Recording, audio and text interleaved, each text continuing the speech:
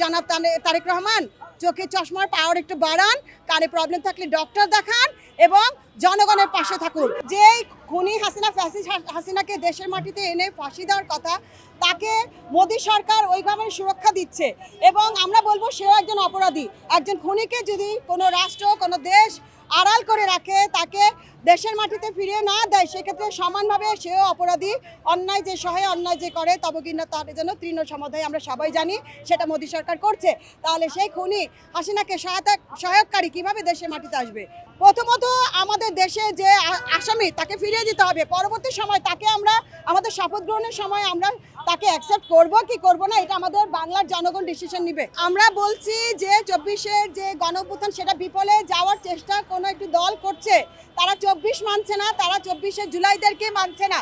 তারা মনে করছে যে বিগত সময়ে যখন নৌকায় যারা ছিল, বিএনপির এক বোন যখন বিএনপিতে ভোট দিতে গিয়েছিল, তখন কিন্তু নৌকার নেতাকর্মীরা ধর্ষণ করেছিল। সেই একই পর্যায়ে তারাও একই কাজ করেছে এবার। এবং এটা আমি কি বলবো, কীরকম দুঃসাহসিকতা দেখেন। শপথ গ্রহণ করার আগে যদি কোনো দলের নেতাকর্মী এই কাজ করে, শপথ গ্রহণ করলে কি করবে?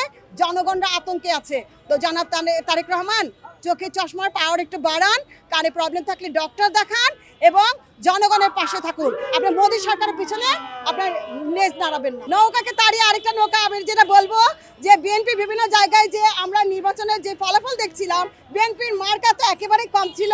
চাপলাকলি এগিয়েছিল আপনার দাঁড়িপাল্লা।